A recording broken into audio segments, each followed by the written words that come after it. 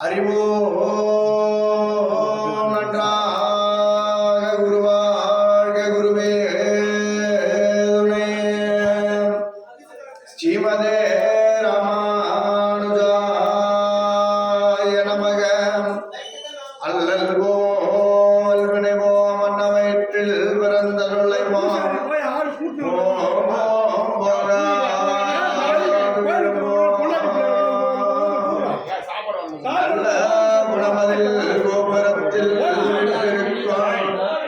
செல்வ கணபதியை கைதொழுமே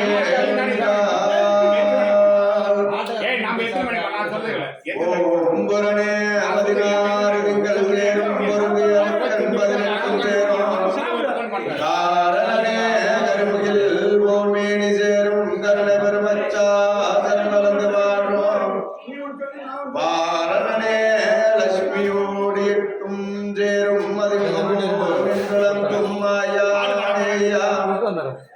ஆரகனே ரகுராமகருடன் மீதில் அன்புடனே ஏறி வந்து அருள் செய்வாயே. சீர்பெற்ற உலகினில் துபாபரயுகத்தினில் ஜன்மத்தை வராக செங்கோலுக்கு அதிபதி தர்மபுத்திரர் பீமந்தனஜயன குலசகாதேவர் பேர் பெற்ற திருவிராட்டிதன் மைந்தனுடன் சூதாடி புவிதோற்றுதான் தேவி பாஞ்சாலி கைவரும் சென்றுதான் 12 நேர் பெற்ற ஓராண்டு கழிக்கவே நின்றுதான் விராடபுரத்தில் நெடியுமால் தடவினால் பாரதம் முடிக்கவே நிகழலாம் புரிந்து மாய்த்த துரியன் மீது நின்று நான் பிரிகுந்தர் வாரியே முடித்த உமையே ஆதிநாராயணன் தங்கையே திரௌபதா எங்கள் மதுரூப பாஞ்சாலியே.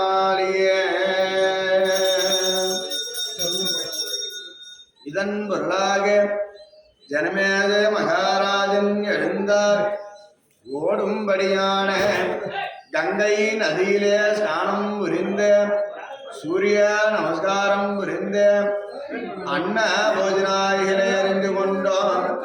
சிறுவரை பெருவரை தாரை தப்பட்டை சின்னம் குடமுடா என்று சொல்லும்படியான 32 மேலதாளங்களோடு தன் குருவாக விளங்கி வரும்படியான வைசம்ப நாயருடைய திருவடியிலே விழுந்து வணங்கி, குருதேவா, இந்த 5ஆம் வேதமென்ற ஒருபடியான மகாபாரதத்தை அடியனுக்கு தெளிவாகவும் விவரமாக தெரிவிக்க வேண்டுமென்று வைசம்பநாயருடைய திருவடியிலே விழுந்து வணங்கி கேட்கவும்,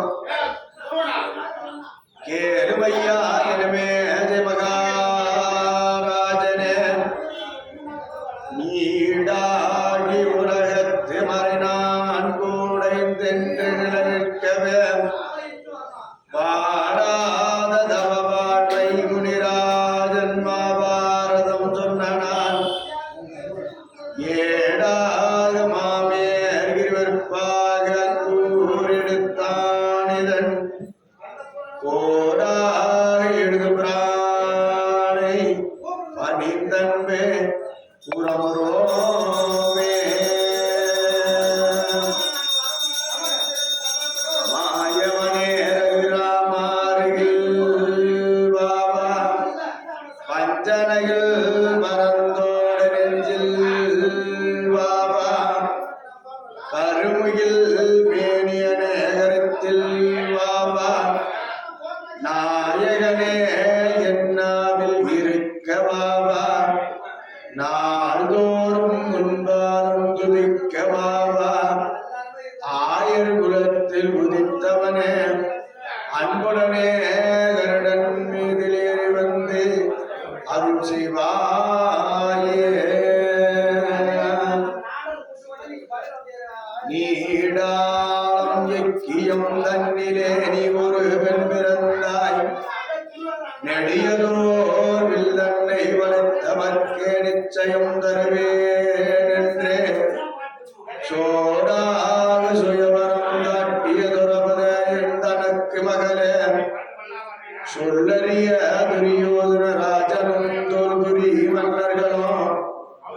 வாடாத வில்லனை வளைத்துதான் விஜயனும் மாலையிட்டு கொண்டான்.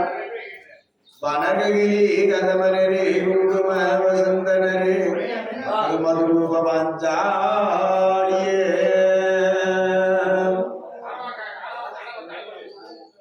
பற்றாத பொய்கை வளநாடு கண்டு மலைமேல் நின்ற குமரா உற்றார் தனக்கு ஒருவரும் இல்லை உமையாளனுக்கு மகனே முத்தாடு தந்து அடியேனையாலும் முருகேசன் என்ற பொருளே முத்தாரமாக மகிழ்மேலேறி என் முன் வர வேண்டும் குமரேசனே.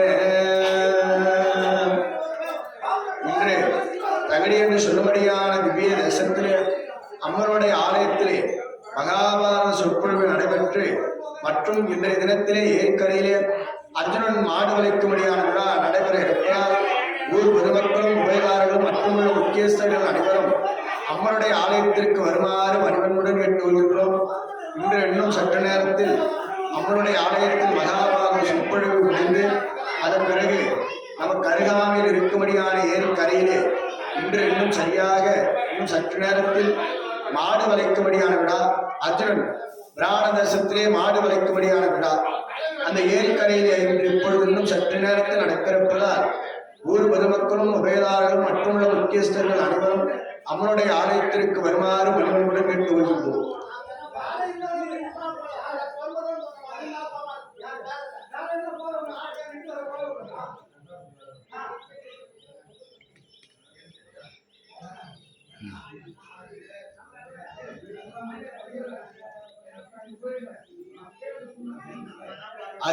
அறிவோம் விநாயகாய நமக கேளுமையா ஜனமே ஜெயமகாராஜனே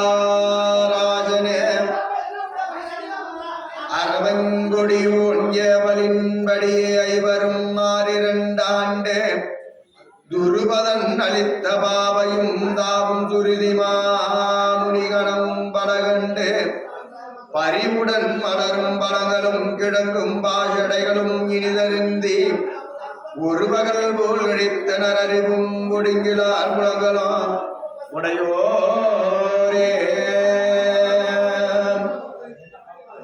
பாண்டவர்களே ராஜாக்களும் அம்பாள் தர்மதா தேவியமாக யாவரே குறைவன்றும் இல்லாமலும் முந்தி முதலாக காமியா வனமாகப்பட்டது வந்து சேர்ந்து யாதொரு குறைவொன்றும் இல்லாமலும் வியாசர் பகவானுடைய அருளாலே அர்ஜுனன் சிவபெருமானை குறித்து தவமிருந்து பாசுபதாஸ்திரம் பெற்று வந்தான் அல்லவா. கேள்வையா ஜனமே ஜெயமகாராஜனே. இந்த பாண்டவர்கள்லாம் அரவங்கொடியின் ஏவலின்படியேனா அந்த துரியோதனன் இருக்கிறான் அல்லவா. துரியோதனுடைய சொல்லின்படியே 12 வருட வனவாசம் காலம் தன்னை ஐவரும் மாறிரண்டான். அதாவது 12 வருட காலம் 12 வருட காலமாக 12 வனமாகவும் குறைவொன்றும் இல்லாமல் பாண்டவர்களை ராஜாக்களும் அம்பாள் திரௌபதா தேவியுமாக காலம் கழித்து வரும்படியான வேளையிலே அந்த பாண்டவர்களை ராஜாக்களும் பாடுபடியான பகுதியை தன்னிலே வியாசர் பகவான் வரும்படியான வேளையிலே பாண்டவரெல்லாம் பார்த்தார்.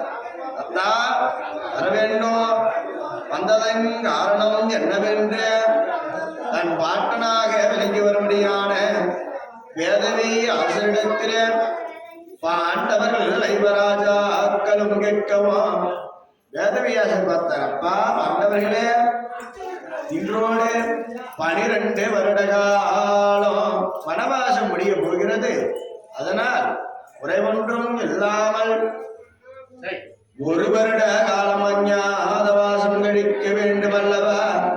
நீங்கள் எந்த தேசம் நோக்கி செல்ல போகிறீர்கள், எப்படி வாழ்வீர்கள் என்றோ அந்த வியாசர் பகவான் வகிக்கும்படியான நிலையிலே பாண்டவர்களை ராஜாக்கள் பார்த்த தாத்தா 1 வருட காலம் அஞ்ஞான வாசமல்லவா, மறைமுக வாழ்க்கை பூலோகத்திலே வாழும்படியான நபர்கள் எவருக்கும் தெரியாத வண்ணமாக, எவருடைய கண்ணுக்கும் தெரியாத வண்ணமாகவோ ஒரு வருட காலம் அஞ்ஞாத வாசத்தை கழிக்க வேண்டும்.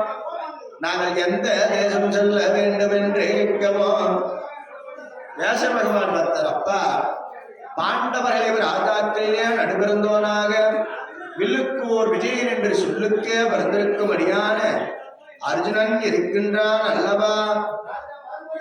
இந்த அர்ஜுனன் ஒரு வருட காலமாகப்பட்டது தீர்த்த யாத்திரை சென்று வந்தான்.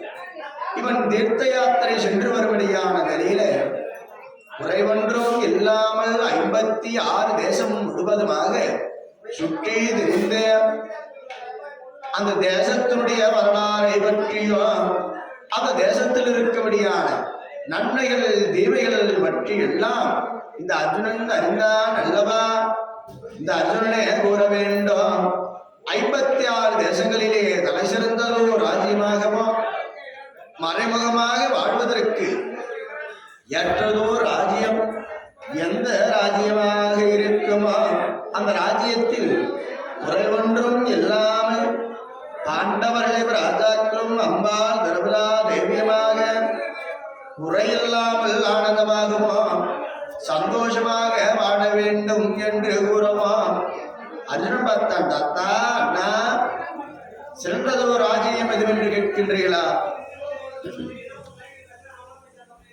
நீதியும் விலையும் தர்மமும் நிறைந்த நிதிகளும் மற்றும் யாவையும் நெருங்கிய ஆதியின் மனநூல் வழியினால் புறப்பானவனில் மணிகுலத்தரசன் மாதிரம் முழுவதும் அவன் பெரும் புகழோ வணங்குவது அமரர் வேள்வி வேதியர் பலரும் குறைவது அவனே விராட ஊர் மச்சனாடையாவே. தாத்தா நீதியும் தர்மமும் விளையபடியான நாடு, பாம்பும் கீரியும் ஒரு கிண்ணத்தில் பாலருந்தும்படியான நாடு, குறைவொன்றும் இல்லாமல் புலியும் மானும் ஒரே தடாகத்தில் தனமருந்தும்படியானது, பட்ட மரத்திலே பால் சொல்லும்படியான நாடாகவும் கல்வர் பயம் இல்லாத நாடாகவும் காம குரோதம் எல்லாம் இங்கே குறைவொன்றும் இல்லாமலும் எப்பொழுதும் நீர்வளம் நிலவளம் குறைந்ததோர் நாடாக இருக்கக்கூடியது ராத்தா. மற்ற நாடு என்று சொல்லும்படியான விராட தேசம் இருக்கின்றார் அல்லவா? அந்த விராட தேசத்திலே தாராளமாக பாண்டவர்களின் ராஜாக்களும் அம்பாள் தர்மரா தேவியுமாக மறைமுகமாக ஒரு வருட காலம் அஞ்ஞாத வாசத்தை அழிக்க முடியும் என்று அர்ஜுனோ ஒருபடியான நிலையில தோமியாச்சாரியர் எல்லாம் இருக்கிறாங்க. அதனால தோமியாச்சாரியர் பக்தரப்பா ஆண்டவர்களே, இன்றைய தினத்திலே அவரவரும் குறைவொன்றும் எல்லாமலும் சந்தோஷமாக இன்பமாகவும் அந்த பகவான் விஷ்ணுடைய அல்லாலே 12 வருட காலம் வனவாசம் கழித்து வந்தீர்கள் அல்லவா? இன்றைய தினத்திலே ஒரு வருட காலம் 5வது வாசம் மறைமுகமா வாழும். நீங்கள் எல்லாம் பாண்டவர்கள் இவர் ராஜாக்கள், இவர்தான் அம்பாள் தர்மரா தேவி என்று அவருடைய கண்ணிலும் தென்பட கூடாதல்லவா? தென்படாத வண்ணமாக ஒரு வருட காலம் மறைமுகமா வாழணும். எப்படி வாழ்வீர்கள் என்ற அந்த தோமியாச்சாரியார் கேட்கும்படியான நிலையிலே இன்று அம்மனுடைய ஆலயத்தில் மகாபாரத சொற்பொழிவு முடிந்து மாடு வளைக்கும்படியான விழா ஏரிக்கரையில் நடைபெற இருப்பதால் ஊர் பொதுமக்களும் உபயதாரர்களும் மற்றுமுள்ள முக்கியஸ்தர்கள் அனைவரும் அம்மனுடைய ஆலயத்திற்கு வருமாறு மணிமன்புடன் கேட்டுக்கொள்கின்றோம். அறிவோம் விநாயகாய நமக. கேளுமையா ஜனமே மகாராஜனே. அங்கு ஒருபடியான தோமியாச்சாரியர் பக்தரப்பா பாண்டவர்களே, இன்றைய தினத்திலே யாதொரு குறைவொன்றும் இல்லாமலும் அங்கு அவன் நகர் எய்தி மட்டும் என்றோ ஐவரும் மனிதரும் கரத்து தீங்கு அற உறைவதோ அல்லது வேறோ சொல்விடவோ இதில் என செப்பினாரே. பாண்டவர்களே ராஜாக்களே, நீங்க சொல்வதெல்லாம் சரிதான். நீங்கள் கூறுவதை போன்று 12 வனவாசம் குறையில்லாமல் கழித்தீர்கள். இப்போது ஒரு வருட காலம் அஞ்ஞாத வாசமாக கழிக்க வேண்டுமென்ற நீங்கள் மனதிலே நினைத்துக் கொண்டிருக்கிறீர்கள் அல்லவா? நீங்கள் செல்லும் பொழுது அனைவரும் உருவத்தை மாற்ற வேண்டும். அது மட்டுமா, பாண்டவர்களை ராஜாக்களிடத்தில் இருக்கும்படியான ஆயுதம், தர்ம மகாராஜனிடத்தில் இருக்கும்படியான ஈட்டியையும், பீமனுடைய மலை போன்று கதாயுதமோ, அர்ஜுனுடைய கரத்தில் இருக்கும்படியான காண்டிபம், நகுல சகாதேவரிடத்திலே இருக்கும்படியான பாலாயுதம் சூலாயுதம் என்று சொல்லும்படியான ஆயுதங்கள் எல்லாவற்றையும் தேவாம்சம் கட்டது அல்லவா?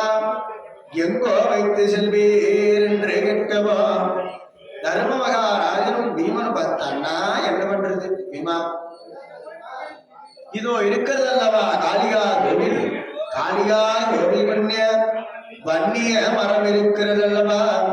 அந்த வன்னிய மரம் உண்டிலே பத்திரமாக வைத்துவிட்டு செல்ல வேண்டும் என்ற தர்ம மகாராஜனா கௌரவா பீமசேனன் ஒட்ட நடைமாக ஓடி காற்றிலே வாடுபடியான, காற்றுக்கு அரசனாகவோ விளங்கே வரும்படியான சிங்கத்தை அடித்து சிங்கத்துடைய நூல் எடுத்து வந்து ஒரு மூட்டையாக பாண்டவரை ராஜாக்களுடைய ஆயுதத்துல பீமகட்டம் சிங்கத்தை அடிச்சு அங்க வரும்படியான ஆயுதங்கள் எல்லாவற்றையுமாக ஒரு மூட்டையாக கட்டி கொண்டு நேராக அந்த வனத்தில் இருக்கபடியான காளியாகும்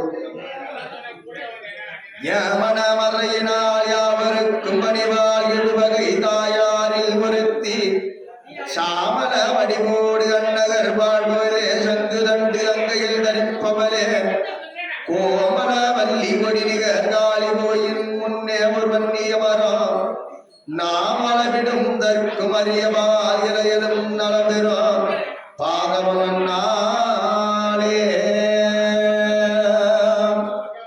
அந்த பாண்டவரை ராஜாக்களும் தன்னுடைய ஆயுதத்தை எடுத்து சென்று அந்த வன்னிய மரபொந்திலே வைத்து காளிகா கோவில் உண்ணவரம் மா காளிகா தேவி.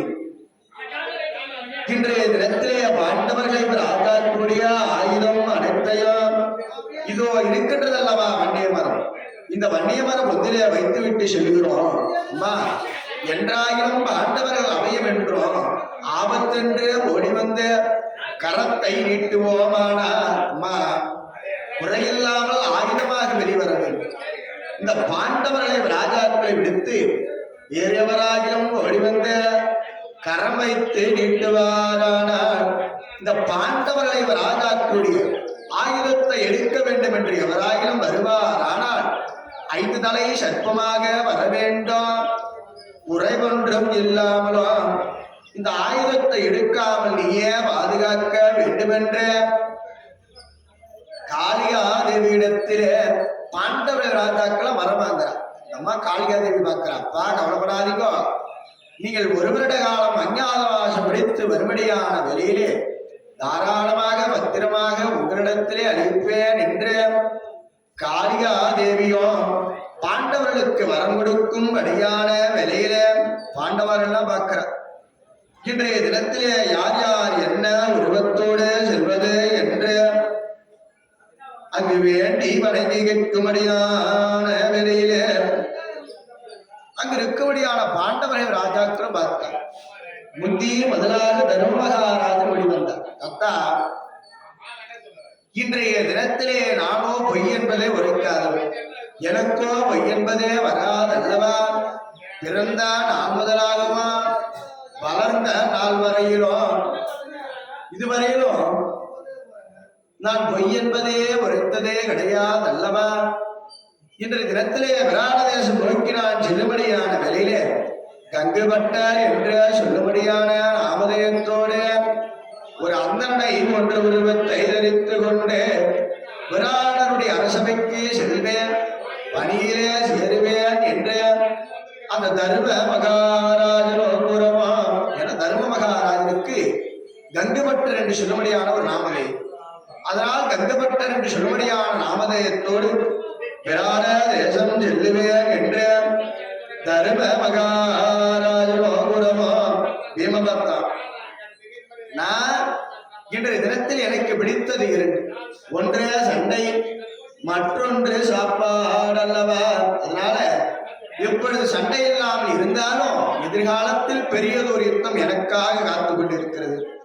அதனால் இன்றைய தேசத்தில நல்லபடியா சாப்பிடணும், சோறுதானே முக்கியம் என்று பீமசேனன் அண்ணா இன்றைய தினத்திலே மடையன் என்று வலாயுதன் என்று சொல்லும்படியான வயிறோடு நான் விராட தேசம் வருவேன் அண்ணா.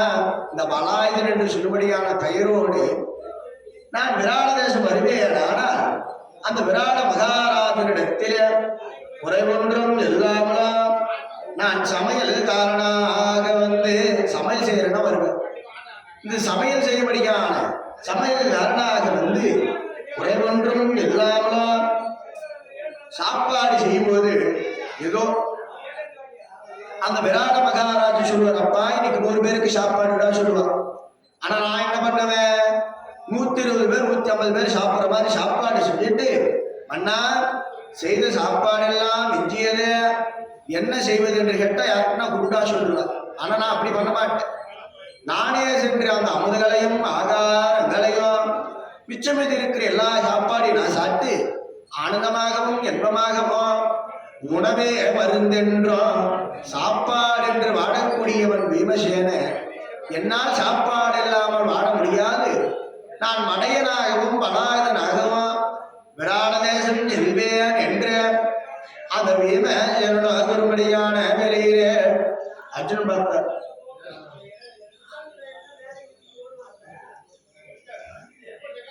தாத்தா இன்றைய தினத்திலே பிரகநலை என்று சொன்னபடியான நாமதேயம் எனக்கு கொண்டு உண்டு.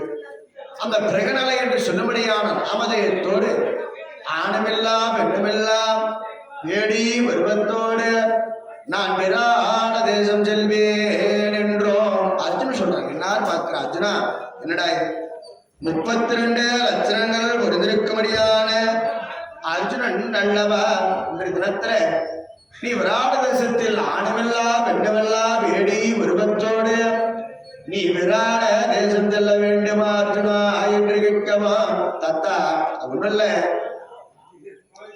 இன்றைய தினத்திலே யாதொரு குறைவொன்றும் இல்லாமலாம் நான் ஊர்வசி கொடுத்திருக்கும்படியான சாமல்லவா. உங்காலத்துல என் தந்தையாக மிகொருபடியான இந்திர பகவானுடைய அழைப்புக்கு எட்டல் போன்ற நான் தேவலோகம் சென்ற பொழுது அந்த தேவலோகத்துல எல்லோரும் ஆனந்தமாகவும் சந்தோஷமாகவும் மாடு வளைக்கும்படியான விழா இன்னும் சற்று நேரத்தில் நடக்கிறப்பதால் ஊர் பொதுமக்களும் உபயதாரர்கள் மற்றுமுள்ள முக்கியஸ்தர்கள் அனைவரும் எல்லோரும் மாடு வளைக்க போறாங்க. எல்லோரும் அம்மனுடைய ஆலயத்துக்கு வருமாறு மணிமுன்பு கேட்டு வருகின்றோம். இன்னும் சற்று நேரத்தில் அர்ஜுனன் சிறையோடு ஏரிக்கரைக்கு சென்று ஏரிக்கரையிலே மாடு வளைக்கும்படியான விழா நடைபெற இருப்பதால் அனைவரும் அம்மனுடைய ஆலயத்திற்கு வருமாறு மணிமணிபுடன் கேட்டு வருகின்றோம். அறிவோம் விநாயகாய நமக. இன்னும் அப்பட்டை மேலக்காரர்கள் எங்கிருந்தாலும் அம்மனுடைய ஆலயத்திற்கு வருமாறு மணிமணிபுடன் கேட்டுக் கொள்கின்றோம். தப்பட்டை மேலக்காரர்கள் எங்கிருந்தாலும் அம்மனுடைய ஆலயத்திற்கு வருவதில்லானால் அர்ஜுனன் சிலை புறப்பட்டு செல்லும். அதன் பிறகு ஏரிக்கரையிலே மாடு வளைக்கும்படியான விழா சீரும் சிறப்புமாக ஊர் பொதுமக்கள் முன்னிலையிலே சிறந்ததோர் முறையிலே நடைபெறும் என்பதை தெரிவித்துக் கொள்கின்றோம். அனைவரும் அம்மனுடைய ஆலயத்திற்கு வருமாறும் பணிபன்புடன் கேட்டுக் கொள்கின்றோம். கேளுமையா ஜனமே ஜெய மகாராஜன. அங்கு வரும்படியான அர்ஜுனன் கூறினான் வரலாறு எல்லாம். பா நான் தேவலோகத்திலே சென்ற பொழுது அந்த அம்மா ஊர்வசி என்னுடைய 32 லட்சங்களையும் அழகுகளை கண்ணா காணும்படியான நிலையிலே அந்த அம்மா ஊர்வசி பார்த்தது. அர்ஜுனா அழகான ஆண் பிள்ளையாக இருக்கிறார். உன்னை கண்டவுடன் உன்னுடன் சதிமதிமாகவா இன்பமாகவா ஆலயம் நாம் புரிய வேண்டும் என்று என் மனம் ஆசைப்படுது. அதனால் இன்று இரவு எனக்கு அன்பத்தை கொடுக்க வேண்டும். சந்தோஷத்தை கொடுக்க வேண்டும் என்று ஊர்வசி ஒருமடியான வேலையிலே அர்ஜுன் பார்த்தம்மா, ஒரு முறைக்கு எனக்கு நீ தாய், ஒரு முறைக்கு எனக்கு நீ பார்த்தால் பாட்டு, என்னுடைய பாட்டனாக வெங்கருமடியான யாரே மகாராஜனுடைய தாயாக வந்தவள் அல்லவா, குறையில்லாம தாயாக வந்திருந்தால் எனக்கு ஒரு முறைக்கு பாட்டி, என்னுடைய முன்னோர்கள் ஒருத்தி, ஒரு முறைக்கு என்னுடைய தந்தையாக இருக்கும்படியானவர் இந்திர பகவான். இந்திர பகவானுடைய நீங்கள் எல்லாம் ஆசை மனைவிமாக, அதனால் ஒரு முறைக்கு எனக்கு நீங்கள் தாயுமாக, தாயுடனும் பாட்டியுடனும் ஒரு மகன் சேர முடியுமா, முறை கிடையாது, என்னால் சேர முடியாது என்று அர்ஜுன சொன்னவுடன் நம்ம அம்மா ஊர்வசிக்கு கோபம் கொடுத்து, அர்ஜுனா என்னுடன் சேர முடியுமா, இல்லை என்றால் சேர முடியாதா என்று ஊர்வசியோ கேட்கவோ அர்ஜுன் மறுபடியும் மறுபடியும் சொல்றான், அம்மா வேணாம், எனக்கு ஒரு முறைக்கு பாட்டி அல்லவா, ஒரு முறைக்கு தாய் அல்லவா, தாயுடன் எப்படி ஒன்றாக சேருவது வேண்டாம் என்று அர்ஜுனன் மறுப்புகளை கூறவா. கோபத்தை அடைந்த ஊர்வசியோ, அர்ஜுனா அழகானவன் என்று மனதிலே நினைத்து கொண்டு உன்னுடன் ஒரு நாளாயிலும் இன்பமாக இருக்க வேண்டும் என்று நினைத்தேன், ஆனால் இப்பொழுது என்னுடன் இன்பத்தை அளிக்காமல் நீயோ மறுப்புகளை உரியனாலே நீ ஆணுமில்லா வேண்டுமில்லா பேடியாக போக வேண்டும் என்று ஊர்வசி கொடுத்த சாபம். அந்த ஊர்வசி சாபத்தை கொடுக்கும்படியான வேளையிலே எம்பெருமான் நாராயணன் பகவான் கிருஷ்ணனை மனதார நினைத்த கிருஷ்ணா இன்றைய தினத்திலே ஊர்வசி கொடுத்த சாபத்தை மாற்ற வேண்டும் என்று கூறியதாலே பகவான் கிருஷ்ணன் நம்ம ஊர்வசி கிட்ட பேசணும்மா, அர்ஜுன் ஒரு கல்யாணமா ரெண்டு கல்யாணமா குறைவொன்றும் இல்லாமல் கடைசியாக மெல்ல நொடி மூலமாகவும் திருமணங்களை புரிந்து அவன் குறையில்லாமல் மனைவி மக்களோடும் ஆனந்தமாக வாழ்ந்து வரக்கூடியவன் அர்ஜுனன். இவனுக்கு ஆனமில்லா விண்ணமில்லா உருவத்தை கொடுத்தாயே மீண்டும் சாபத்தை பெற வேண்டும் என்ற பகவான் கிருஷ்ணன் ஒருபடியான வேலையிலே அந்த அம்மா ஊர்வசி வந்தது, அர்ஜுனா என்னை மனதார் நினைத்து இந்த ஆணுமில்லா பெண்ணுமில்லா வேடி உருவம் வர வேண்டும் என்று நினைப்பாய், ஆனால் உனக்கு வரும், போக வேண்டும் என்று நினைப்பாய், ஆனால் உன்னை விடுத்தே இந்த உருவம் செல்லும் என்று அந்த அம்மா கொடுத்து ஒரு விதத்துல வரும், ஒரு விதத்தில் சாபமாக இருந்தால் இன்றைய தினத்தில் வரமாகமா குறைவன்றும் இல்லாமலாம் பிறகுநலை என்று சொல்லும்படியான அவையோடு பேடியாக ஆணுமில்லா பெண்ணுமில்லா உருவத்தோடு விராட தேசம் செல்லுவேன் என்று அர்ஜுனோட ஒருபடியான வேலையில நகுலனை பார்த்தா, நகுலா இன்றைய தினத்திலே நீ என்ன உருவத்தோடு செல்வாய், அத்தா நானோ தமக்கிறந்தி என்று சொல்லும்படியான பெயரோடு குதிரைகளை வைக்கும்படியான வேட்பாளராக விராட தேசம் செல்வேன் என்று அந்த நகுலனோ கூடவோ சகாதேவ பார்த்தா, சகாதேவா நீ என்ன வருவோம், அத்தா கோபால தந்திர பாலகன் என்று சொல்லும்படியான பகவான் நாராயணன் மாமனுடைய பேர் கோபாலன், அந்த கோபால தந்திர பாலகன் என்று சொல்லும்படியான பெயரோட பசுமந்தைகளை வைக்கும்படியான வேட்பாளராக நான் செல்வேன் என்று சகாதேவனோ உறவோ அம்பா தர்மதாதேவி ஐயா இன்றைய தினத்திலே வண்ணமகள் வரதசாரணி என்று சொல்லும்படியான பெயரோடு நான் நிரான தேசத்திலே அந்த அம்மா சுதர்க்கனா தேவியிடத்திலே பணிவடைகளை செய்யும்படியான பணிவெண்ணாக செல்லும். அம்மா சுதர்க்கனா தேவி விராட மகாராஜனுடைய மனைவி, அம்மனுடைய ஆலயத்திலிருந்து இப்பொழுது குழந்தை புறப்பட்டு ஏரிக்கரையிலே மாடு வளைக்கும்படியான விழா நடைபெற இருப்பதால் தப்பட்டை வேலைக்காரர்கள் எங்கிருந்தாலும் அம்மனுடைய ஆலயத்திற்கு வருமாறு மண்பன்புடன் கேட்டுக்கொள்கின்றோம். மற்றும் ஒருபது மக்களும் உபயதாரர்களும் மட்டுமுள்ள முக்கியஸ்தர்கள் அனைவரும் அம்மனுடைய ஆலயத்திற்கு வருமாறு மண்பன்புடன் கேட்டுக்கொள்கின்றோம். மகாராஜனே அங்கு வருபடியான பாண்டவர்களை ராஜாக்களும் அம்பாள் தர்மதா தேவியமாக நாளொரு வண்ணமாக ஒவ்வொரு நாளாக விராட தேசத்திலே முந்தி முதலாக தர்ம மகாராஜனாம் செல்லுமடியான வேலையில அந்த விராட மகாராஜன் தன்னுடைய முதல் மந்திரியா அமர வைக்கிறார். அந்த விராடனுடைய அரசவையில் தர்ம மகாராஜன் முதல் மந்திரி, முதல் மந்திரியாக அமரவும், இரண்டாவதாக பீமசேனன், இரண்டாவது நாகூர வண்ணமாக விராட தேசமோ செல்லும்படியான வெளியிலே அந்த இரண்டாவது நாளில பீமன் மடையன் என்றும் பலாயன் என்று சொல்லும்படியான பெயரோடு சமையல் வேலையிலே மணியிலே சேரவான். அர்ஜுனன் மூன்றாவது நாளாக பிரகடலை என்று சொல்லும்படியான பெயரோடு ஆணுமில்லா பெண்ணுமில்லா வேடி உருவத்தோடு அவன் விராட தேசத்திலே சென்று அந்த விராடனுடைய மகளாக மிகரும்படியான ருத்திரிக்கு நடனங்களை கற்றுக் கொடுக்கும்படியான நடன ஆசிரியராக மூன்றாவது நாளிலே அர்ஜுனனோ செல்லும்படியான வெளியிலே நான்காவது நாளில் நகுலன் போனான். நகுலன் தமக்கிருதி என்று சொல்லும்படியான பெயரோடு குதிரைகளை வைத்தோடியான வேட்பாளராகவா விராட தேசத்திலே சென்று சேரவோ. அந்த விராட மகாராஜன் பார்த்தா, அப்பா உனக்கு என்ன பண்ணி தெரியும் சொல்லிட்டு நகுலனை பார்த்து கேட்டான். நகுலன் பார்த்தா, ஐயா ஓடாத குதிரையும் ஓட வைப்பேன், நொண்டி குதிரையும் மின்னலை போன்று ஓட வைப்பேன் என்று கூறவும். அந்த விராட மகாராஜன் பார்த்தான், எப்படியாப்பட்ட குதிரையா இருந்தாலும் ஓட வைப்பியா மன்னா, என்னிடத்தில் அழைத்து பாருங்கள், எப்படி இருந்தாலும் சரி அந்த குதிரைக்கு வைத்தியம் பார்த்து சீரம் சிறப்பமாக ஓட வைப்பேன் என்று அந்த நகுலனோ ஒருபடியான வேலையிலே விராட மகாராஜன் பார்த்தான். ஓடாத நொண்டி குதிரையிலும் காலுணிந்த குதிரைகளில் எல்லாவற்றையும் எடுத்து வந்த அந்த நகுலனுடைய முன்னே நிறுத்தமோ. நகுலன் பார்த்தான், மாமா கிருஷ்ணா, கண்ணா, கோவிந்தா, நாராயணா, உன்னையன்றி எனக்கொருவன் துணையோ கிடையாது, எனக்கு துணையாக வர வேண்டும் என்று பகவானை மனதார நிறுத்து குதிரையுடைய மேனி மீது அரவைக்கவாம். அந்த மிண்டி குதிரையும் வயதான குதிரை எல்லாம் மின்னலை போன்று விரித்து ஓடியதாம் ஓட்ட நடையுமாக.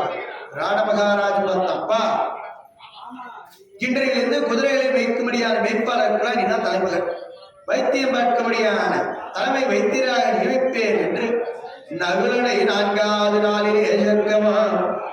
ஐந்தாவது நாளாக சகாதேவன் கோபால தந்திரபாலனாக வரவும் விராட மகாராஜ் பார்த்தப்பா, உனக்கு என்ன பண்ணி தெரியும், நீ என்ன பண்ணுவ என்று விராட மகாராஜன் கேட்கவும் சகாதேவன் பார்த்தான், ஐயா என்னுடைய நாமதேயம் கோபால தந்திரபாலகன், நான் பசுமந்தைகளை வைக்கக்கூடியவன், சீரும் சிறப்பமாக சிறந்ததோர் வரையில பாடுகளுக்கெல்லாம் மாடுலாம் குறையில்லாமல் பால் கறப்பேன், நல்லபடியா இருக்கும். விராட மகாராஜ் பார்த்தா, அப்பா இப்படியேப்பட்ட மாடா இருந்தாலும் பால் கறப்பியா, கண்ணு போடாத மாடு ஓட்டின்னு வாங்கினான் மந்திரி கிட்ட.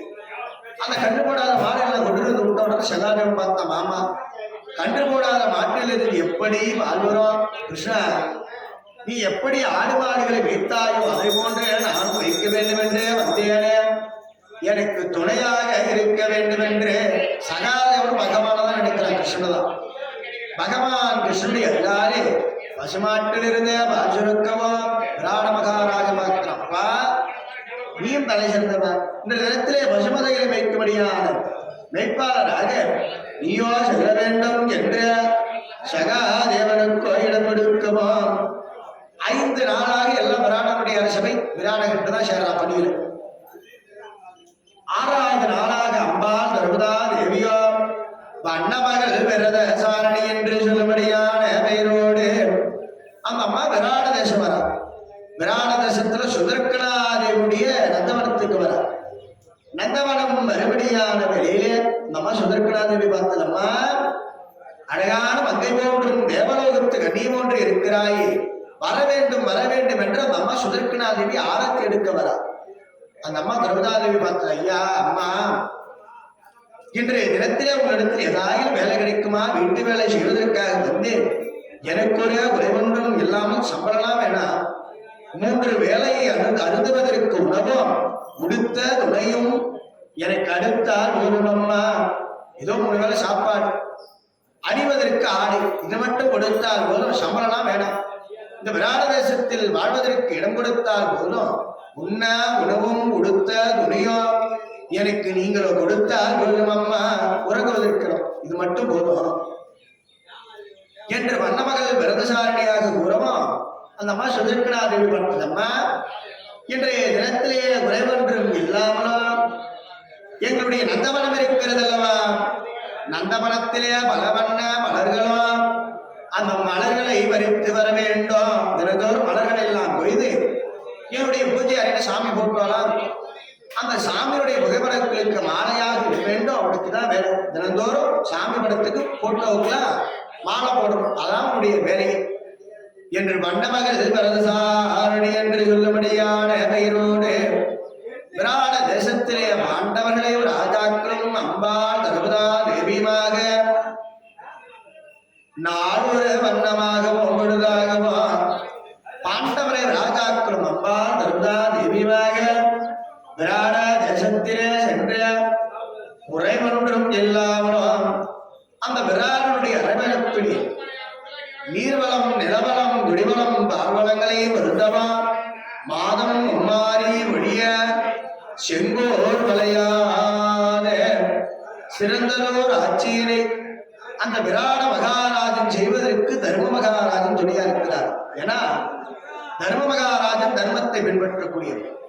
அதனால் அந்த விராட தேசமே சிவமாகவும் ஆனந்தமாகவும் இன்பமாக மறுபடியான வேலையில கேருமையா ஜனமே மகாராஜனே யாதொரு குறைவொன்றும் இல்லாமலும் சீரும் சிறப்பமாக விராட தேசத்திலே பாண்டவர்கள் ஐவராஜாக்களும் அம்பா தர்மதா தேவியுமாக ஆனந்தமாகவும் இன்பமாகவும் ஓமமகம் மாரடலினால் ஊடுரும் இருக்குமாக மாமையில் திரௌபதியும் வண்ண மகளாகவும் மேமகும் தார்முடி விராடன் இருதோள் தூர கோமகளை நாடி அவள் கோயிலடையும் அவளுக்காளே. பாண்டவர்கள் ஆனந்தமாகவும் இன்பமாக விராட தேசத்திலே வாழ தொடங்கமா அந்த விராட தேசத்திலே யாதொரு குறைவொன்றும் இல்லாமல் மைவரம் கடனம் மாடமனம் மதிபோர் மரபூர்வம் ஐவரும் மறைத்தனர் அறிவரும் முறை நாளில் மெய்வரும் மொழிவரும் விராடபதி திருநாடு உய்வரும் பெருத்தில் ஓடோங்கியது அன்றாரே. அந்த விராட தேசத்தில் பாண்டவர்கள் வாழ்வதால் அந்த விராட தேசம் செழித்து ஓடுவோம். ஏன்னா பாண்டவர்களை ராஜாக்கள் எப்பொழுதும் தர்மத்தை பின்பற்றக்கூடியவர்கள், அதர்மம் என்பதை கடைபிடிக்காதவர்கள். தர்மத்தின் வழியில நடக்கக்கூடியான இந்த பாண்டவர்கள் ராஜாக்களும் விராட தேசத்தில் இருப்பதால் விராட தேசமாக விட்டது ஆனந்தமாகவும் சந்தோஷமாகவும் செழித்து ஓடுகிறது. பட்ட மரத்தில் பால் சொறிபடியான நாடாகவும் அந்த விராட தேசமாம் குறைவொன்றும் இல்லாமல் வரும்படியான வெளியிலே அங்கு வாசன் என்று சொல்லும்படியான மல்யுத்த வீரன், அந்த வாசான் என்று சொல்லும்படியான மல்யுத்த வீரன் இருக்கின்றான் அல்லவா. அந்த வாசன் யாதொரு குறைவொன்றும் இல்லாமல் விராட தேசம் நோக்கி அவன் வரும்படியான வெளியிலே அந்த விராட தேசத்தில் ஆடுபடியான மன்னன் விராட மகாராஜனுடைய அரசமிக்கவர் அந்த வாசன் என்று சொல்லும்படியான மல்யுத்த வீரன் விரானுடைய அரசனை விட்டு விராட மகாராஜனே, இன்றைய தினத்திலே என்னிடம் மல்யுத்தம் புரிவதற்கு உங்களுடைய விராட தேசத்தில் எத்தனை மல்யுத்த வீரர்கள் இருந்தாலும் தாராளமாக அனுப்ப வேண்டாம். உங்களுடைய மல்யுத்த வீரர்கள் என்னை வெற்றி பெறுவாரானால் ஜெயம் பெறுவார். ஆனால் இதுவரையிலும் நான் வெற்றி அடைந்திருக்கும்படியான நாடும் நகரம் எல்லாம் உங்களுக்கு சொல்லுகிறேன். இல்லை என்றால் உங்களுடைய விராட தேசம் எனக்கோ சொந்தமென்றே அந்த கீசனோ செல்லும்படியான வேலையிலே வாசனுடைய சொல் கேட்டு மறுப்பு கூற முடியாது. ஏன்னா யுத்தத்திற்கு ஒருவன் ஓடி வந்து மன்னனையும் அடைப்பான், ஆனால் யுத்தத்தை ஏற்க வேண்டும். அந்த வாசனுடைய சொல்லை மறுப்பார், ஆனால் அந்த தேசமாகப்பட்டது வாசனுக்கு சொந்தமாயிடும் மல்யுத்த வீரனுக்கு. அதனால் விராட மகாராஜன் பக்தனப்பா இன்றைய தினத்திலே குறையில்லாமல் மல்யுத்தத்திற்கு ஏற்பாடு செய்ய வேண்டுமென்ற விராட தேசத்தில் இருக்கும்படியான மல்யுத்த வீரர்கள் இருக்கிறார் அல்லவா, அந்த மல்யுத்த வீரர்கள் எல்லோரையும் அழைத்து வந்த குறைவொன்றும் இல்லாமலாம் அந்த விராட தேசத்தில் வரும்படியான மல்யுத்த வீரர்கள் எல்லோரும் ஒன்றாக சேர்ந்து வாசனுடன் அமராகிய யுத்தம் புரிய வேண்டாம், மல்யுத்தம் புரிய வேண்டும் என்று ஒவ்வொருவராக சென்று அந்த வாசனுடன் அல்லினுக்கும் இந்தியந்தாங்கு வருமுறையும் நாளில் வெள்ளினுக்கும் ராமனும் தென்னும் வேலினும் இளையோர் என்னும் சொல்லினுக்கும் உரியது முனி என்ன பண்போ என்றார் மல்லினுக்கும் ஒருவன் ஞானே வாசன் என்று வந்தானே. அந்த வாசன் என்று சொல்லும்படியானவன் யுத்தத்திலே அழைக்கும்படியான வேலையிலே ஆயிரமல்லாதன்னை அணித்து நிழல் என்ன சூழம் பாயிரும் புறமிதிந்தோர் விசிவரும் பருதில் போல மாயிரும் ஞானம் தன்னில் மற்றும் இவருக்கு எதிர்த்து என்ன சேருடன் தடக்கை வேந்தன் திருக்கையினால் அதன் அடைவான் அவன் சேர்ந்தானே. விராட தேசத்தில் இருக்கபடியான 1000 மல்யுத்த வீரர்கள், ஒருவர் கிடையாது இருவர் கிடையாது, 1000 மல்யுத்த வீரர்கள் எல்லோரும் வந்து அந்த வாசான் என்று சொல்லும்படியான மல்யுத்த வீரர்களோடு அமராகிய யுத்தம் புரியபடியான வெளியிலே மண்டனை வணங்கி நின்று வலையுடை மண்ணில் போறோம் என்னளது இல்லை இந்த எழுகடல் வட்டத்து என்றான் குள்ளமில் வேறினாலும் கொடுப்பன கொடுத்த முன்னான் தன்னுடைய வகுக்கும் அல்லாமங்களை நோக்கினானே. அங்கு வரும்படியான வாசான் என்று சொல்லும்படியான மல்யுத்த வீரன் 1000 மல்யுத்த வீரர்கள் ஓடி வந்த அமராகிய யுத்தம் புரியபடியான வேளையிலே அந்த 1000 மல்யுத்த வீரர்களையும் வாசன் கொண்டு விடுகிறார். விராட மகாராஜ பார்த்தா என்னடா நம்முடைய நாடாக இருக்கும்படியான விராட தேசம் வாசனுக்கு சொந்தமாக மாறிவிடுமா என்று அவர் புலம்பி வரும்படியான வேளையிலே தர்ம மகாராஜ பார்த்தார், உண்ட வீட்டுக்கு 2 நடக்க கூடாது. நாம் இருக்கும்படியான விராட தேசம் ஒருவேளை உணவறிந்திருந்தால் குறையில்லாமல் அறிந்திருவோம். நம்ம இத்தனை தினங்களாக விராட தேசத்தில் குறையில்லாமல் பத்திரமாக பார்த்திருந்தது இந்த விராட மகாராஜன் அல்லவா. அதனால இந்த விராட தேசத்தில் இந்த விராட மகாராஜனை பாதுகாக்க வேண்டும் என்று விராட மகாராஜனே இந்த சமையல்காரன் இருக்கிறான் அல்லவா, சமையல் செய்யும்படியான ஒருத்தவர் இருக்கா, நல்லா மலை போன்று இருக்கிறான், பார்ப்பதற்கு பெரிய உருவத்தில் இருக்கான், சண்டை போறது மாதிரி தெரியலாம். யாரப்பா அந்த மடையன் என்றும் பலாயன் என்று சொல்லும்படியான பெயரோடு விராட தேசத்திலே சமையல் அறையிலே சமையல் செய்யும்படியான சமையல்காரன மடைய ஒருத்தர் இருக்கான். அவனை பார்த்தா சண்டை செய்யற ஆள் மாதிரி இருக்கான், நல்லா ஷாட்டு பெருசா இருக்கான். தர்ம மகாராஜனுக்கு தெரியும் பீமன் வருவானானால் வாசனை தாராளமாக வெற்றி பெறுவான் ஜெய பெறுவான் என்று. அதனால் தர்ம மகாராஜன் சொல்றான் மறைமுகமா, என் தம்பியால் முடியும் என்று சொல்றதை விட்டு அந்த மடையினால் முடியும் அவனை அழைச்சிட்டு வா சொன்னான். விராட மகாராஜ பார்த்தார், ஐயா கங்குபட்டரே இன்றைய தினத்தில் 1000 மல்யுத்த வீரர்களையும் இந்த வாசான் கொண்டு விட்டார். அவன் ஏதோ சமையல்காரன், சண்டை தெரியுமா அவனுக்கு, சண்டைலாம் தெரியாது. ஐயா 1000 பேர் மாண்டுபடுத்திட்டார், சமையல்காரன் தானே, இவன் உயிரோடு இருந்தால் என்ன மாண்டுபடிந்தால் என்ன, சண்டைக்கு அனுப்பிவிட வேண்டுமென்றே உறவாம். அப்பா நீ அப்படி சொல்லிட்டு பாட்டார் விராட மகாராஜ். தர்ம மகாராஜன் கங்கபட்டர் என்று சொல்லும்படியான நாமதேயத்தோடு மடையா வர வேண்டும் என்று அழைக்கவும் பீம ஓடி வர அண்ணன் போட்டாரு.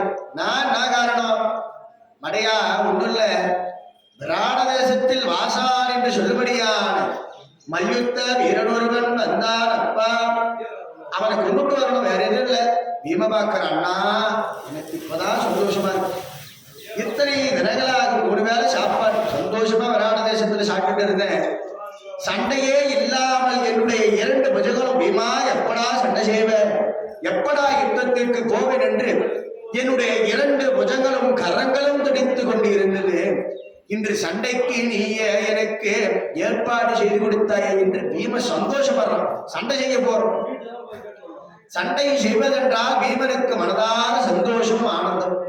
அதனால அந்த பீமனோ மனதார ஆனந்தத்தை அடைந்த, சந்தோஷத்தை அடைந்த பீமசேனனோ வாசன் என்று சொல்லும்படியான மல்யுத்த வீரனோடு மல்யுத்தம் புரிய வேண்டுமென்று யுத்தம் புரியும்படியான வெளியிலே வைம்பொன் மாமே அறிவிப்பினால் வருமரும் மறையில் ஜோதி நேமி பிம்பமாய் வளைத்ததென்னும் விளக்கும் பிற்கச்சையனால் ஏத்தி தம்பமாம் என்னதங்கும் தண்டொரி தரணி வீழ உம்பரான் அமுது உண்ட உறவினால் விரைத்து அவன் வந்தானே.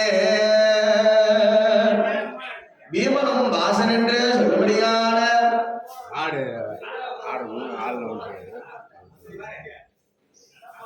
அங்கு யாதொரு குறைவொன்றும் இல்லாமல் வாசனும் பீம சரணமாக அமராகிய யுத்தம் புரியும்படியான வெளியிலே கதையுடன் காலை வந்து கடுதிரர் மல்லாரனோடு உதயமேடு அந்தமென்று உங்களோர் இரண்டும் சேர்ந்து துதைவரா ஒருவரோடு போல் புடைத்து உறவினாற்றோ பதையுகாதாலும் தந்து பணிகளாலோ அவன் சேர்த்தினானே. பீமனும் வாசன் என்று சொல்லும்படியான மல்யுத்த வீரணமாக இருவரும் கரம் கரத்தோடு மார்பு மார்போடு சென்னி சென்னியோடு தாக்கிய கரம் இரண்டு புஜைகளாக இருவரும் அமராகிய மல்யுத்தம் புரியும்படியான வெளியில அங்கு வரும்படியான வாசன் என்று சொல்லும்படியான மல்யுத்த வீரனை பீமனன் அடிக்கும்படியான அடியாகப்பட்டது.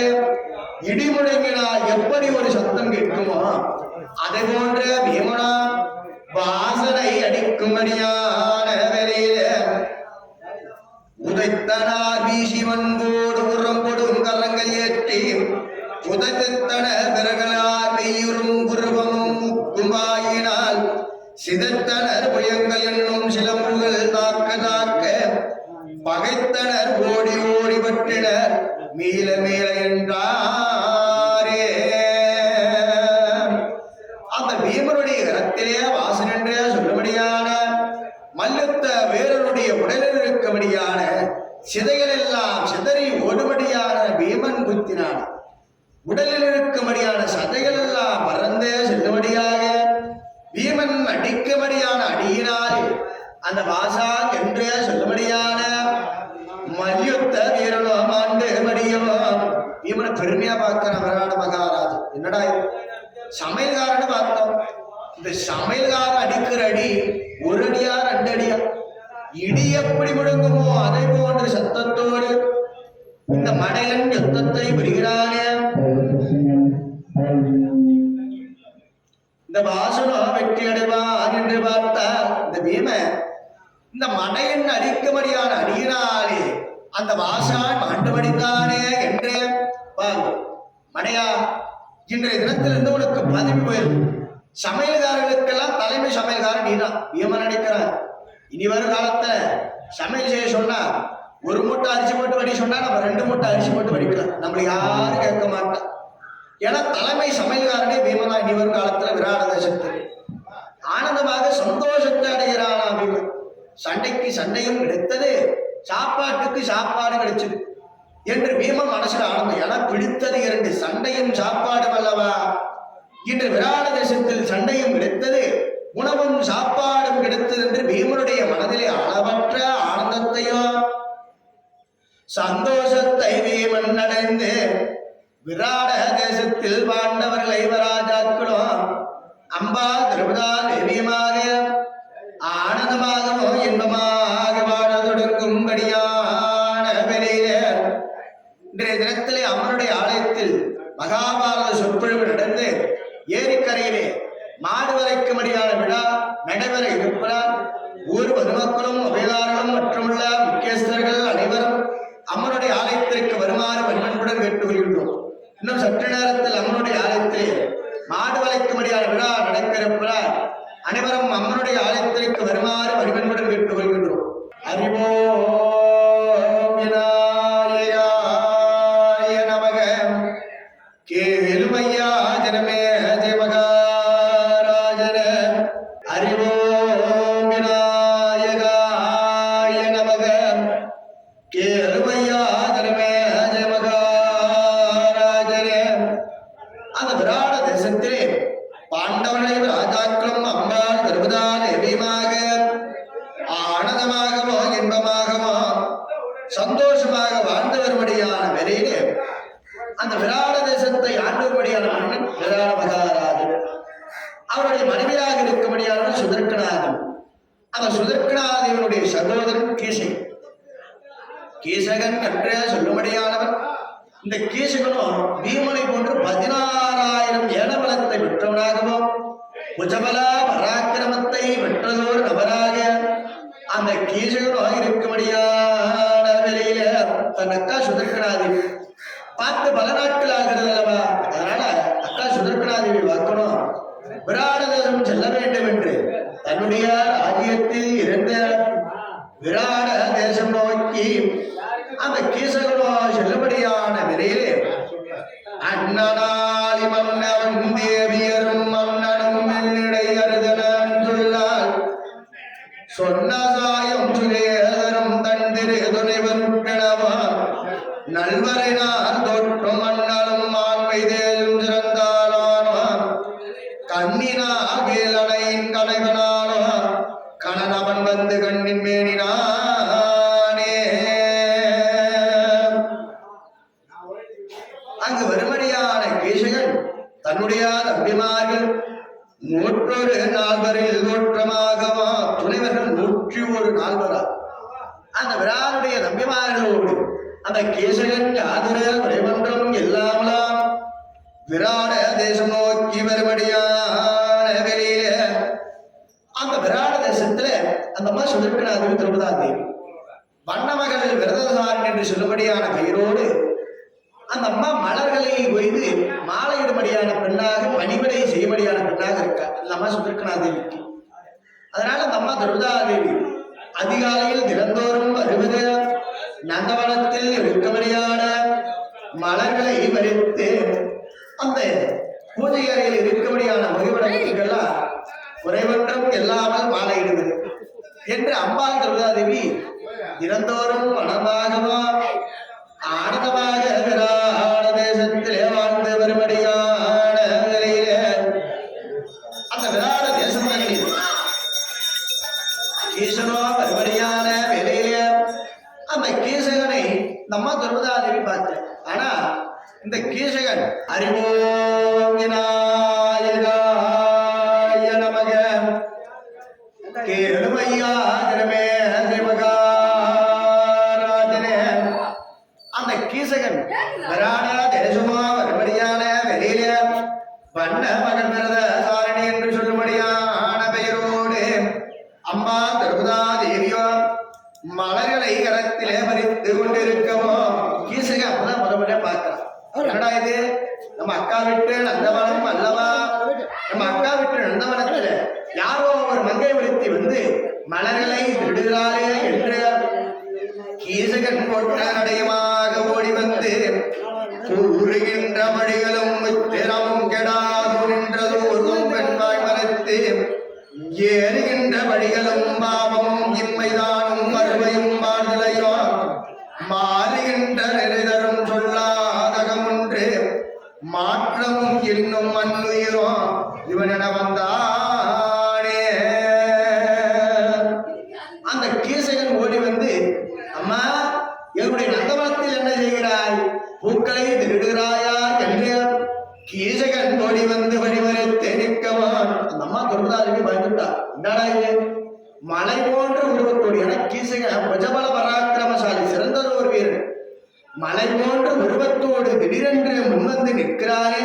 ஐயா, நான் இந்த விராட தேசத்திலே வண்ணமகள் விரதசாரணி என்று சொல்லும்படியான பெயரோடு மலர்களை வரித்து இந்த விராட தேசத்துல பணிவிடை செய்யும்படியான பெண்ணான் என்று வண்ணமகள் என்று சொல்லவா கீசக பார்த்தான். அம்மா, நீ பணிவரைகளை செய்ய முடியாத பெண்ணா? தேவலோகத்து மங்கைகளை காட்டிலும் அழகிலே சிறந்ததோர் பருவத்தோடு நீ அழகான பருவத்தோடு இருக்கின்றாய் அல்லவா என்று கீசகன் ஒருபடியானவரில் அந்த அம்மா திரௌபதாதேவி இந்த அம்மா பயந்து நின்னாள். கீசக பார்த்தான். இன்றைய தினத்தை என்னை நீ திருமணம் புரிவாய், ஆனால் என்னுடைய ராஜ்யத்திற்கு பட்டத்து அரசியாகவும் ராணியாக உன்னை நான் மாற்றுவேன் என்று கீசகனோ ஒருபடியான வெளியில வேதையும் இப்படி கூறவும் காதலும் ஓய்வெறுதலும் சிந்தையில் பின்னையும் ஒன்று கூற ஆதரத்து எனராயுர் போகினாலும் அமையன்றோ அம்படி கூறினானே. அந்த கீசகன் ஒருமடியான வெளியில பண்ண மகள் விரதசாரணியோ அந்த கீசகனிடத்திலிருந்து எப்படியாகிலும் தப்பி பிடித்து ஓட வேண்டுமென்று ஓட்ட நடைமாக அம்பாள் திரௌபதாதேவி ஓடுபடியான வெளியிலே அந்த அம்மா கீசகனுடைய பின்னே துரத்தி கொண்டு வருவோம். அந்த கீசகனுடைய தங்கையாக இருக்கும்படியான அந்த அம்மா விராட மகாராஜனுடைய மனைவி இடத்திலே ஓட்ட நடையமாக அந்த அம்மா திரௌபதாதேவி ஓடுறார். திரௌபதாதேவி ஓடுபடியான வெளியிலே அந்த அம்மா சுதர்க்கனா தேவியோ வெளிவந்த நின்ற வர்க்கமா நான் வண்ணமகளே வரதுசாரணி என்ன காரணம் அபயம் அபயம் என்று குரு கொண்டு வருகிறாயே என்று அம்பா திரௌபதாதேவியை பார்த்து கேட்கவோ அந்த அம்மா திரௌபதாதேவி வண்ணமகள் வரதுசாரணி பயந்து அங்கி நடுங்கி உள்ளே ஓடவா காம நோயை அடைந்திருக்கும்படியான கேசகன் காம உருவரும் காதலினால் அடையினாலும் தாமரை மலையும் மனைதாது அரமா மலராமுறை அனைத்தும் மெல்லமலி வேண்டு பெறும் தூயி மனமுடைய மேலும் என் வைகினானே. அந்த கீசகன் முன்னே துரத்தி கொண்டு வந்தான வண்ணமகள் வரதசாரணி என்று பாராமலாம் தன் அக்கா சுதர்க்கனா தேவி என்று கண்ணால் பார்க்காமலாம் அந்த அம்மா திரௌபதாதேவி ஓடி சென்று பின்னாடி மறைஞ்சிட்டான். இந்த அம்மா சுதர்க்கனாதேவி முன்னே வந்து நின்றாள் அல்லவா, இவளே வண்ணமகள் பரத சாரணி என்று நினைத்து கொண்ட கீசகன் ஒட்ட நடையமாக ஓடி வந்து கரண்ட நிறுத்தி போட்டுட்டான். ஏலும் ஐயா தினமே ஜெயமகாராஜனே அந்த விராட தேசத்தில் அருமடியான கீசகன் அவமானத்தை அடைந்த தன் அக்கா சுதர்க்கனா தேவியை கட்டிப்பிடித்தோமே என்று அவமானத்தை அடைந்த கீசகன் சென்ற வஞ்சனிலே இருக்கமோ உண்ண உணவில்லாமலும் உறக்கம் இல்லாமல் அந்த கீசகனோ இருக்கும்படியான வெளியில வண்ண மகள் விரதசாரணி என்று சொல்லும்படியான பெயரோடு அந்த கீசகன் இருக்கும்படியான வேலையில அந்த விரானுடைய மனைவியாக இருக்கும்படியான சுதர்க்கனா தேவி பார்த்து மா வண்ண மகளே விரதசாரணி என் தம்பி கீசகன் உண்ண உணவில்லாமல் இருக்கிறானே இன்றைய தினத்தில் அமுதங்களை கொடுக்க வேண்டும், ஆகாரங்களை கொடுக்க வேண்டும். வந்தேன் வண்ணமகள் விரத சாரணி என்று கீழகனுக்கு அமுதங்களை கொடுக்க வேண்டும் என்று கூறவும் அந்த அம்மா திரௌபதாதேவியும் வேறேதும் வழிகொன்றும் இல்லாமலாம் கரத்திலே வாழும் படங்களை எடுத்துக்கொண்டு அந்த கீசகன் இருக்கும்படியான அறை நோக்கி சென்று கொடுக்கவும் அந்த கீசகன் பார்த்த அம்மா வண்ணமகளே விரதசாரணி இன்றைய தினத்திலே நானோ உணவருந்தாமல் நீயோ உணவருந்த வேண்டும் என்று கூறவா அம்மா திரௌபதாதேவியோ பயந்து அஞ்சு நடுங்கி பிரானுடைய அரசவை நோக்கி ஓடுபடியான வெளியிலே பின்னே கீசகன் துரத்தி வரவா பீமன் ஆலமரத்தை அடியோடு பிடுங்கி தோல் மீது வைத்துக் கொண்டு இந்த கீசகனை கொல்ல வேண்டும் என்றே பின்னே வரவா அம்பா திரௌபதாதேவி பஞ்சபூத தேவர்களே அபயம் அபயம் என்று தேவர்களே அபயம் அபயம் என்று ஒட்ட நடையமாக விராடனுடைய அரசவை நோக்கி ஓடவும் அங்கு வருமடியான பீமன் பின்னே பச்சை மரத்தை பிடிக்க வரவும் தர்மமகாராஜன் பார்த்தார். அடே மடையா, பச்சை மரத்தை வைத்தால் அடுப்பிலே எரியுமா? காய்ந்த விறகுகளை அடுப்பில் வைக்க வேண்டும், காட்டுக்கு செல்ல வேண்டும், இரவு வேளையில் குடைத்து வர வேண்டும் என்று தர்மமகாராஜன் குதர்க்கமாக கூறவும் பீமனுக்கு புரிஞ்சிருது. இந்த கீசகனை இந்த நாட்டில் வைத்துக் கொள்ளாமல் காட்டில் வைத்து கொள்ள வேண்டும் என்று அண்ணன் கூறினாரே என்று பீமனோ நிற்கவும் மறுபடியான வாயு தேவன் கீசகனுடைய பாதத்தை பிடித்து கீழே அடிக்கவும் கீசகன் கீழே விழுந்து அவமானத்தை அடைவான். இரவு வேளையில் பீமன் வந்தான். அம்மா திரௌபதாதேவி நீ எப்படி ஆடை ஆபரணங்கள் அறிவாயோ அதை போன்று எனக்கும் அறிய வேண்டும்.